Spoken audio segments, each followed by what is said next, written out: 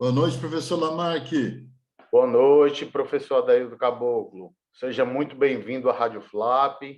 Quero agradecer a sua presença, assim como de todos os nossos ouvintes, internautas, e é sempre uma grande honra. Vou fazer uma breve apresentação, depois, se o senhor querendo, pode dar continuidade, porque é até difícil memorizar de tanto a extensão de seu currículo é tão grande que a gente às vezes acaba esquecendo algum detalhe. Mas assim, professor Adaildo Caboclo é professor universitário, empresário, consultor, trabalha na consultoria de empresas. E assim, professor, essa aí é a minha primeira explanação sobre o seu currículo. Se o professor quiser especificar mais algo, fique à vontade, tá bom? Lamarck, eu agradeço imensamente aí a oportunidade de estar abrindo a primeira trilha desse programa Observatório da Educação, né? É um tema muito caro, né, para a gente que atua na área da educação, e principalmente aí olhando a questão da popularização da educação, a questão de levar conhecimento através das mídias sociais, através da nossa rádio, né? E eu me sinto muito grato. Quanto à apresentação, a simplicidade, ela é uma riqueza, né? A gente está disponível aí nas redes sociais, né? Quem quiser entrar no nosso site, é www.adeildocaboclo.com.br, né? E lá vocês têm todo o resumo da minha biografia, o que eu andei fazendo nesses últimos mais de 40 anos trabalhados, né? Mas muito obrigado, Lamarck, pela oportunidade, e eu fico à disposição aí para suas perguntas. Não, eu que agradeço, nós que agradecemos, né? Todos aqueles que tiveram a oportunidade de assistir, porque é sempre muito enriquecedor. Professor Adaildo Caboclo, eu queria iniciar aqui nossa troca de ideias, né, sobre, já iniciando com a pergunta, por que educar para a complexidade e o pensamento em rede? Né? Porque a gente sabe que hoje existe uma grande complexidade, e aí eu gostaria que o professor falasse a respeito sobre este tema tão importante, né? Sobre esse questionamento tão importante. Lamarck, nesses últimos anos, eu venho estudando muito a discussão da complexidade, né? Eu até para essa entrevista separei aqui alguns títulos de livros, né, relacionados ao tema, né? Então tem um aqui, ó, Como Viver em Tempos de Crise, né? É um livro do Edgar Morin com o Patrick Viveretti, né? E ele trata dessa discussão, quer dizer, como viver em tempos de crise, né? E essa é uma, vamos dizer assim, essa discussão da linearidade, né, das coisas normais, né, dos tempos normais, né? A gente mal sai de um vírus, aparece outro, né? Tinha uma variante que tinha o Covid, aí tinha a variante Delta, que era terrível. Agora apareceu uma outra variante, né? Então, assim, mal a gente sai de um problema e já surge um outro maior, né? E aí vem essa discussão, quer dizer, será que a nossa capacidade de entendimento de causa e efeito ela está adequada, né? Será que essa visão nossa, do ponto de vista do consumo, o nosso planeta é capaz de suportar esse volume de consumo, né? Essas discussões tecnológicas, né? Voltadas para aumentar o consumo no planeta e sem ponderar a discussão ambiental, né?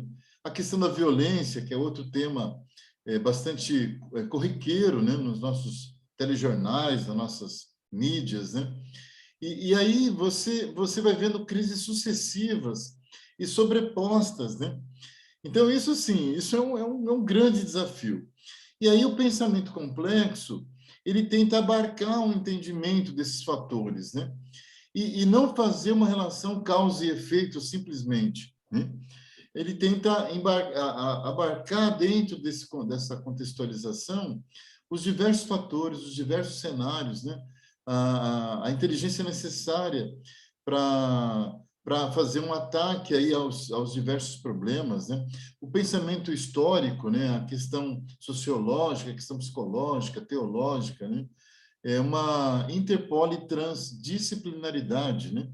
Que é o que nos falta, né? Acho que a gente vem numa sociedade cada vez mais especializada, os especialistas avançando, né? Mas sem um olhar para o todo, né? Sem um olhar para o complexo, né? E aí você não consegue concatenar a discussão científica com a realidade da vida das pessoas, né? Eu acho que é isso que o nosso ouvinte ele precisa perceber. Eu fiz uma entrevista na última sexta-feira com um professor falando sobre disseminar cultura, né? A importância de popularizar a cultura, né? E a ciência. Então, eu vejo assim, Lamarck, e aí quais são as soluções, né? A questão do pensamento em rede, a questão do ensino da complexidade nas escolas, né? Principalmente disseminando entre professores, né? Entre a comunidade acadêmica. Um outro passo importante, né? Incorporar nos currículos essa discussão, nos conteúdos programáticos, né? Para que a gente possa aí trabalhar numa linha mais ampla do ponto de vista educacional, né? Não sei se eu consegui cobrir toda a pergunta, ela é bastante abrangente, mas a gente fica aí à disposição. Tudo bem, conseguiu. Eu gostaria de aproveitar e parabenizá-lo também pelo o seu lançamento do novo livro, né, que é a questão dos caminhos tênues e imprevisíveis, né, que é da coleção Educação e Complexidade. É muito bom também, certo? Inclusive, quem quiser adquirir depois pode procurar e acessar na Rádio Flap, e a gente vai deixar o link disponível, né? E vocês podem estar fazendo a solicitação, não é isso? Então, assim, isso também Inclusive, vai ficar. Lamarck, as pessoas interessadas podem depois entrar no link, eu vou deixar lá abaixo da entrevista, né, o zap de contato, e nós vamos liberar isso gratuitamente, né? Porque o nosso grande objetivo é disseminar a cultura e o conhecimento complexo, né? E esse livro é fantástico, ele é baseado num dos livros do Edgar Morin, falando aí sobre amor, poesia e sabedoria, né? Muito interessante. Mas vamos lá. Qual é a tive o segunda prazer de pergunta? lê-lo, tive o prazer de lê-lo, muito bom, realmente. Mas já vamos aqui passar para a segunda questão, né? Qual o papel da prosa, poesia e sabedoria nos dias atuais? Algo tão importante também. Sem dúvida, Lamarck. Eu, nas minhas observações, né, a respeito das coisas cotidianas da vida mesmo, né? Quer dizer, a gente precisa trabalhar, a gente precisa ter alguém para amar, né? Ou ser amado, a gente precisa ter alguém para conversar, temos que ouvir uma boa música, né? Coisas do dia a dia da vida das pessoas, né? E a gente tem percebido, assim, que a violência no mundo vem escalando, né? A violência ela vem em nome, às vezes, de valores econômicos, né? Ou valores prerrogativas consumistas, né?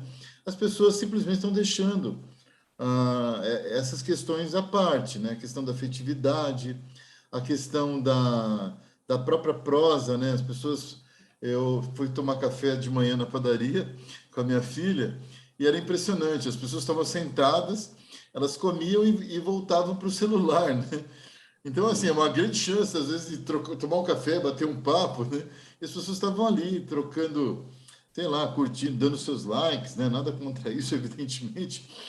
Mas, assim, em vez de desligar um pouquinho o Wi-Fi, né? E ligar o módulo conversa, diálogo, né? Não é isso? Pelo menos por um tempo ali curto, né? Então, assim, Lamarck, eu vejo grandes desafios nessa área, né? É importante aí a questão de educar para a tolerância, que é o livro Sete Saberes da Educação do Futuro, também do Edgar Morin, né?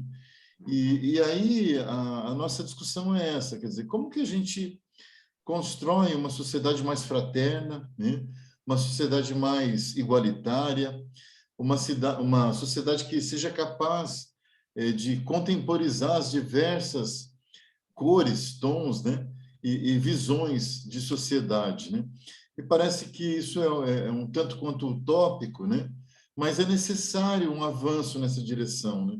Talvez nós estejamos aí no início de um processo que pode combinar ou com a nossa extinção quanto espécie humana, né? Ou com com o nosso processo de evolução, né? Então, aí, dentro dessa ambivalência, né, nós precisamos tomar uma decisão, qual caminho tomar, né? Eu, por exemplo, eu acredito muito na questão do conhecimento, né, como caminho, né, como trilha, né? Mas nós precisamos agora de imaginação para sair dessa redoma criada, né? E procurar novos caminhos aí em relação ao futuro. Eu tenho observado, professor, assim, o conhecimento, além do próprio conhecimento estar ainda deficiente, a questão do alicerce dele em si, que no caso seria a humanização, como o senhor colocou muito bem, ele precisa ser trabalhado, sabe? E isso é um grande desafio, porque costumo sempre o conhecimento ele pode ser utilizado para o bem ou para o mal, né? Ele pode ser utilizado para a construção de uma bomba, assim como pode ser utilizado para a construção de vacinas. Então, se você não tiver um conhecimento com base na humanização, como o senhor colocou, como fala o seu livro, né? Eu tive o prazer de lê-lo. Muito importante essa questão da tolerância, de humanizar, de se preocupar com a questão psíquica e psicológica do outro, sabe? E é muito significativo. Eu acredito que a base que a sociedade está precisando no atual momento, na atual conjuntura, é exatamente essa humanização, porque sem ela o individualismo vai predominar e a gente não sabe onde é que nós vamos parar, né? Então, realmente, e esse individualismo ele é muito proveniente, como o senhor também colocou muito bem, da questão do não priorizar o ser, mas priorizar, muitas vezes, o ter, não priorizar quem está próximo fisicamente, mas priorizar quem está lá do outro lado do mundo. Eu tenho amigos em vários cantos, em vários locais, em outros países, mas eu não deixo também de priorizar aqueles que estão ao meu redor, que são as pessoas que a gente ama, que estão ali perto, não desprestigiando os demais, claro, né? Todos são importantes e fazem parte da família que cresce a cada dia e que nós construímos a nível social. Perfeito. Eu vou passar aqui para a terceira pergunta. Pois não.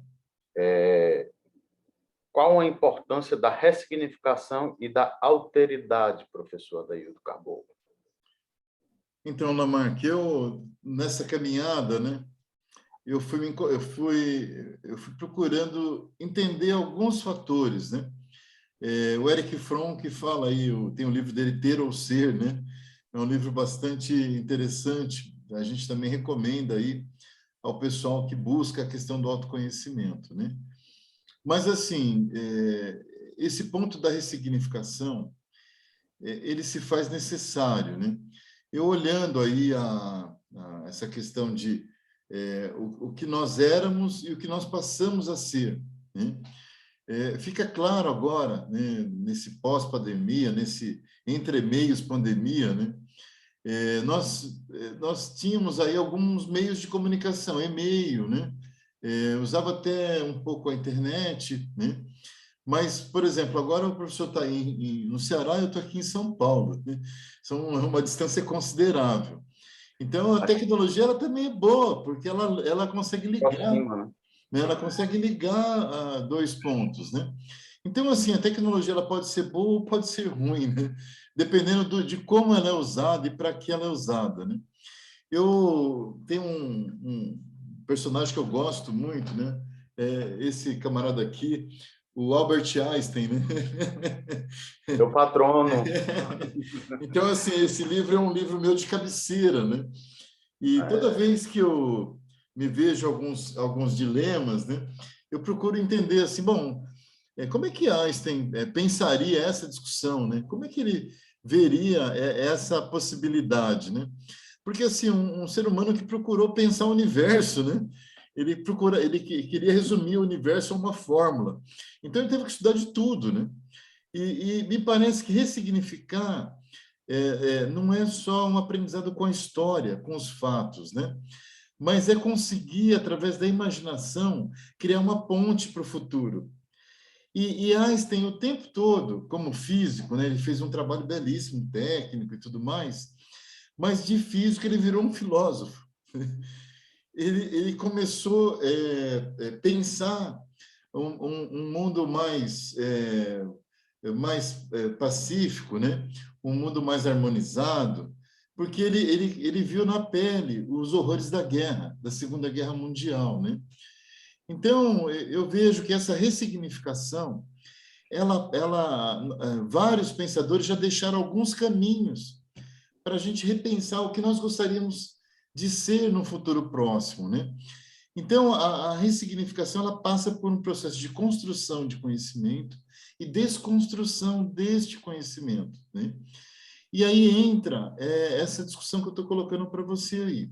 E, ao mesmo tempo, a gente tem que olhar para o passado, né? Como referência, mas o passado pode não ser o único caminho para nos levar para o futuro. E aí nós precisamos buscar na imaginação, né? Ou num processo de não uso da razão ou desrazão, né? Através da criatividade, através de outros meios, né?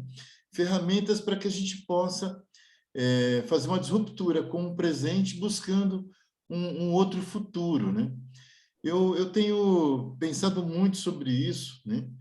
Eu vejo no processo de globalização, né, das economias, as tratativas, né, nós passamos agora recente pela COP26, né, onde o pessoal estava discutindo aí o futuro do planeta, né, e eu vejo alguns fóruns, Fórum Econômico Mundial, né, a própria ONU, através dos 17 princípios lá da sustentabilidade, né, então, assim, há iniciativas, né, mas me parece assim que nós estamos esticando a corda. E a corda, uma vez ela rompendo, a humanidade toda perderá, né? Então, Lamarck, a alteridade ela está relacionada com isso, quer dizer, é preciso repensar esse modelo atual, né? E trabalhar numa perspectiva futura, usando o nosso potencial criativo, a nossa inteligência, mas para resolver os problemas mais básicos da humanidade, né? Nós estamos aí com a fome em larga escala, agora nós estamos aí com a discussão na África, né? Além dos problemas locais, essa questão do novo vírus, né? A questão na própria educação brasileira, que vem sofrendo assim absurdamente, tanto com a pandemia como a incapacidade do governo atual de conduzir o país para esse salto tecnológico, educacional, né? Nós ainda temos aí por volta de 40 milhões de analfabetos, né? Em pleno século, né? 21, né? Então, assim, Lamarck, eu vejo a importância de ressignificar e a importância de buscar essa alteridade, né? Até para que a gente possa sonhar, né? Com um mundo melhor, né? Com um país melhor. Professor, assim, falando do Einstein, né? Ele tem um pensamento muito interessante. Ele fala que a imaginação ela é bem mais importante do que o conhecimento. O Sim, conhecimento serve pura e simplesmente para que nós não venhamos a criar coisas repetitivas. Então, assim, nesse sentido, quer dizer, a nossa educação ele está muito defasada. Eu não posso culpar os educadores por isso, porque, na realidade, o nosso sistema educacional ainda deixa muito a desejar, muito precário, não temos fontes, muitos professores não têm fontes, mais de 90% aí não tem fontes de pesquisa, de suporte tecnológico. Então, seria interessante também, assim, sabe, utilizar para o bem, né? Como o professor colocou muito bem, essa questão das ferramentas tecnológicas, sabe? E eu vejo você ter que fazer, buscar tornar o irrealizável. Eu não diria impossível, porque o impossível é quando não há possibilidade. O irrealizável é quando há possibilidade, mas não se tem um interesse em fazer. Então, eu vejo que muitas das nossas questões aqui são irrealizáveis, sabe? Então, Sim, assim, daria para se investir mais em conhecimento, daria para investir mais no profissional da educação, esse profissional que tanto aí tem uma capacidade de pesquisa, porque com as situações que temos, né, que estamos vivenciando, ainda galga, né? Eu sei que poderia conquistar muito mais espaço no que se diz assim no conhecimento transcendental, sair do que existe, do normal, e buscar o além, como se falou que só a imaginação pode conceder. O professor falou muito bem sobre isso aí, sabe? Não se prender só o existente, sim. sabe? É buscar a base mesmo, assim, de procurar sempre mais. Mas o professor falou muito bem, sabe?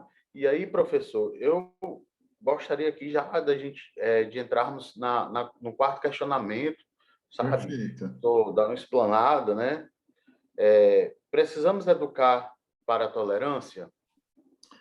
Então, Lamarck, esse tema eu venho assim estudando assim com carinho esse tema. E assim, esse outro livrinho aqui, ó, A Violência do Mundo, né? Também é Uhum. do Edgar Morin com John Vanderlande, né? E ele trata um pouco essa discussão, quer dizer, é, a desigualdade com certeza é uma fonte de violência, né? A desigualdade econômica, né? Mas a desigualdade cultural e educacional, ela gera a desigualdade econômica, né? Então, assim, algumas pessoas têm acesso à cultura, ao conhecimento, logo elas conseguem posições, salários melhores, condições melhores na sociedade, né? E outras pessoas que não conseguem acessar, elas acabam não tendo essa oportunidade. E aí me vem essa discussão que eu tenho pensado, né? Como é que a gente, vamos dizer assim, eu coloco todo mundo numa sala de aula, né? Durante longos anos, aí quase 20 anos, né? A pessoa vai sendo alfabetizada, tal, tal, até sair lá no nível superior, talvez se fizer pós-graduação, doutorado e mestrado, vai sair com uns 28 anos, se não reprovar nenhum ano, né? Então, Uhum. assim, e aí, de repente, eu coloco um monte de conhecimento na cabeça dessas pessoas, né? E quando ela sai, ela não tem um olhar para a cidadania, né? Eu tenho, assim, o privilégio de morar perto aqui da Unicamp, né? Uma universidade bastante renomada aí no Brasil e quem dirá, por que não dizer no mundo, né? E às vezes eu vejo, assim, os projetos pedagógicos, né? Embora seja uma universidade pública, né, eu vejo assim a baixa ação dela na sociedade, no contexto local, sabe? Então, assim, a gente tem uma universidade pública, as pessoas estudam, elas fazem a medicina, por exemplo, abrem um consultório e vão viver a sua vida privada. Não há nenhum interesse de atender alguém gratuitamente, né? Em nome aí do esforço que o Estado fez, que os impostos, né, de todos fizeram para aquela pessoa chegasse a finalizar um curso de medicina, né? Então, eu vejo assim, isso em todas as áreas, né? A gente forma para a carreira privada ou forma para a ciência, né? Como o Brasil investe muito pouco em ciência, esses cientistas acabam deixando o país, buscando laboratórios e condições melhores de trabalho, né? A evasão de cérebros, né? Então, o meu ponto, assim, eu acho que a gente deveria repensar a universidade, né? Ter uma universidade que conversasse com a sociedade, com a indústria, conversasse com os governos, né? E os governos conversassem com a universidade, né? Porque a ciência, ela é um farol, né? Para livrar qualquer situação da ignorância, né? Mas, assim, ela por si só ela não resolve, né? E o afastamento da universidade da comunidade. Eu vou te falar isso, eu fui diretor de extensão da Universidade de São Marcos, né? E assim, o que que eu percebo? Qual que era a minha missão? Levar os trabalhos produzidos pelos alunos, pelos professores, né, pela universidade para a sociedade. Em vários momentos, eu fui conversar com prefeitos, com secretários, né, da cidade que a universidade estava contida, né, a cidade de Paulínia, e assim, para minha surpresa, eles tinham uma visão assim, não, o que é feito na universidade não é possível ser aplicado, né, na comunidade, né? Eu falei, mas como não, né? Se a gente, se a gente pode elevar o nível, né, da sociedade, né? Só que aí há um interesse político, né, de haver uma continuidade de políticas, às vezes, políticas não interessadas em resolver os problemas, né? De desigualdade, enfim, né? Então, o meu ponto crucial aí, Lamarck, é assim, possível né? É preciso ter muita vontade política, né? Para que as coisas possam mudar, né? E assim, o responsável por isso, a própria educação, né? Ela precisa, ela que formou os políticos, né? E ela que forma o modelo social. Eu não diria que ela sozinha, né? Mas você está aí porque um dia um professor te ensinou, né? E eu estou aqui porque vários professores nos ensinaram, né? Então, acho que é importante, Lamarck, a gente ter essa percepção, né?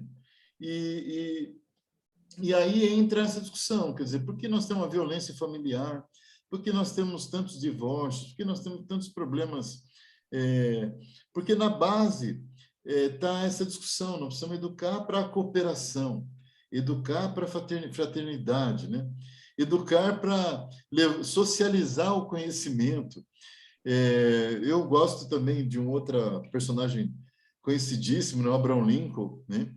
E o Lincoln, ele era um advogado. E eu li o livro Lincoln, Esse Desconhecido, do Andrew Carnegie. Eu era jovem, tinha uns 19 anos, 18 anos. E Lincoln era um advogado. Só que o pai dele tinha uma loja de ferragens, né? E assim, o Lincoln começou a advogar, mas assim, ele não cobrava das pessoas, né? Só que aí um dia ele resolveu casar, né? Aí a mulher dele falou assim, olha, tudo bem, né? Eu acho que você tem que ajudar, mas e nós aqui precisamos, né, sobreviver e tal. Mas assim, Lincoln é uma pessoa fantástica, né? E mostra essa disposição de mudança, né? Ele foi o maior presidente dos Estados Unidos, sem sombra de dúvidas, né? Mas ele deixa esse legado, né, da importância acabou aí com o processo de escravidão, né? Aboliu a escravidão nos Estados Unidos, enfrentou uma guerra em função disso, né? Mas assim, nós temos vários líderes aí, Mahatma Gandhi, né? E N, né? Assim, eu fico muito feliz, né? O professor Lamarck aí é embaixador da paz, né? Por várias instituições mundiais, né? E eu fico muito honrado. E, ao mesmo tempo, eu também faço parte do Comitê Mundial da Paz de algumas outras, inclusive até indicado pelo professor, né? E eu vejo a importância do nosso trabalho, né? De pacificação, de levar conhecimento, da sobriedade, né? Levar sobriedade para as pessoas, né? No sentido até da gente construir essa sociedade mais pacífica, né? Mais voltada para a humanidade, né? Então é isso, Lamarck. A questão é muito ampla, né? Assim o tempo é curto sempre. Sempre, professor. É um banquete de conhecimento, né? Sempre um prazer em trazer e assim só para contribuir um pouco, né? Assim, nós somos seres gregários. A visão do senhor é uma visão extremamente correta, porque se nós precisamos, vivemos dentro da mesma sociedade, uma mesma sociedade. Nós vivemos dentro de um mesmo planeta. Então, muitas vezes esse individualismo ele traz também com ele o imediatismo. E muitas vezes o imediatismo ele visa ele ele se prevalece mais do individualismo em si do que da própria cooperação, como você colocou muito bem. Então, eu acredito que as políticas elas têm que ser a longo prazo, tem que ter um processo de conscientização. Eu acredito que os nossos governantes eles têm que ter essa visão também, sabe? E não ficarem só naquela do imediatismo, porque vai complicar cada vez mais. Já está bastante complicada a nossa sociedade. E assim, professor, eu vou falar, depois o senhor faz as considerações finais. E, assim, é sempre um grande prazer, muito conhecimento, né? É sempre um prazer tê-lo aqui na Rádio Flap, como eu falei, né? Depois a gente vai colocar o link para disponibilizar o livro, e quem quiser pode acessar e vai ter a oportunidade de ter esse livro gratuitamente. O professor aí está socializando este conhecimento. Muito bacana, eu já tive o prazer de ler. E eu aconselho, quem quiser, né, pode ir lá dar a gente vai disponibilizar nas redes sociais o link para isso. Eu vou deixar o professor Adaildo Caboclo fazer as considerações finais. Mais uma vez, agradecendo aqui aos nossos ouvintes, ao professor Adaildo Caboclo, a todos aqueles que nos assistem e mantém essa fidelidade conosco, né? A gente está sempre trazendo algo novo, algo relacionado à educação, à cultura, e que só venha colaborar e a contribuir, sabe? Então, assim, eu vou deixar agora, professor Adaildo Caboclo, o senhor fazer as considerações finais, aí, e fique à vontade. Lamarck, mais uma vez, muito obrigado pela oportunidade, né? E assim, o que eu penso, né, em relação ao futuro, né? Eu acredito que a humanidade já ultrapassou várias dificuldades, né? Já venceu várias doenças, né? Poliomielite, enfim, ebola e outras mais, né? E nessas vitórias eu vejo o dedo da ciência, né? E quando a ciência ela entra e ela é bem usada, né? E a gente pode vencer N coisas, né? Eu espero ainda, né? Ver a erradicação aí do analfabetismo, né? E espero ainda ver a ciência brasileira trazendo contribuições, né, para o mundo, né? Nós temos vários cientistas aí em vários países, né, produzindo, trabalhando, né? Que bom seria se eles estivessem aqui contribuindo para as nossas universidades, né? E eu tenho aqui uma fala, assim, eu gostaria muito ainda de ver no Brasil um prêmio Nobel em qualquer área, né? Quer dizer, a nossa educação até hoje não conseguiu criar um prêmio Nobel, mas nunca é tarde, né? Provavelmente, como o futuro é sempre um desconhecido, né? E o grau de incerteza é sempre elevado, a gente espera também ser surpreendido pelo futuro, né? Que a gente tenha também surpresas boas. Outro dia, conversando com um colega, né? A filha dele falou assim, ó, eu quero ser presidente do Brasil, né? A filha do professor Lamarck Matias, né? Eu falei, nossa, que bom, né? Eu vou torcer por isso, né? Então, assim, quem sabe, né? Uma menina entusiasta, né? Consiga aí, ou um menino entusiasta, consiga ter o sonho de ser um presidente e que governe para essa nação com justiça, com equidade, né? Que cumpra a Constituição, que consiga transformar as letras constitucionais, né, em realidade, né? Então, assim, Lamarck, esse é o meu sonho, que eu compartilho com você, né? E com a sua pequena filha aí, né? Como é que ela chama? Eu esqueci o nome dela. Mariana. A Mariana, né? Pensando em Mariana, Mariana, vem ela aí. discursou, né? E ela fez um discurso. Fez um discurso. Né? Quem sabe Mariana vem trazer para a gente essa luz, né? Que tanto verdade. precisamos, né? Bom, Uhum. Mark, eu me encerro então com essas minhas palavras, né?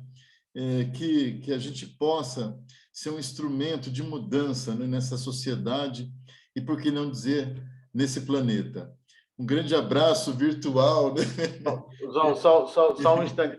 Antes de nós terminarmos, eu vou pedir aqui, o professor homenagear também a Maria Sara também, para ela não ficar enciumada quando ela for assistir esse vídeo, né? Ela também é a Mariana e a Maria Sara. Então, Tá bom? Sara, na área da saúde, né? É. Ela pensa nas terapias, né? As terapias alternativas, né? Aham. E quem sabe a gente, né? Nós estamos deixando um legado aí, né? E esse pessoal nosso faça toda a diferença, né? Mas é isso, Lamarck.